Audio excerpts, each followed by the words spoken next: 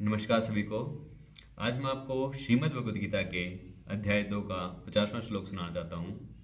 बुद्धि युक्तो जहातीह उभे सुकृत दुष्कृते तस्माद् योगाय युज्यसो योगः कर्मसु कौशलम। अर्थात इस श्लोक में भी योग की परिभाषा दी गई है।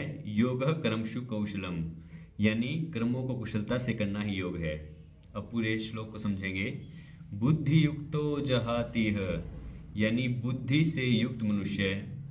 बुद्धि यहाँ पर समता को कहा गया है। समता यानी संग का त्याग, यानी जो मनुष्य संग का त्याग कर चुका है, यानी जिस पर लोभ मोह हानि सुख दुख सफलता असफलता इन चीज़ों का असर नहीं पड़ता, इन सभी चीज़ों में जो सम रहता है, समान रहता है, बैलेंस में रहता है। जहाती है यानी त्याग। उभे सुकृत दुष्कृते, उभे यानी दोनों, और किन दोनों चीज़ों का? सुकृत दुष्कृते। सुकृत यानी पुण्य कर्म और दुष्कृत यानी पाप कर्म। जो मनुष्य इसी जीवन में पुण्य और पाप कर्म इन दोनों का त्याग कर चुका है, तस्माद योगाय युज्यसो, योगाय युज्यसो यानी और योग से जुड़ गया है, और योगः कर्मसु कौशलम और कर्मों को कुशलता से कर रहा है, वही योग है।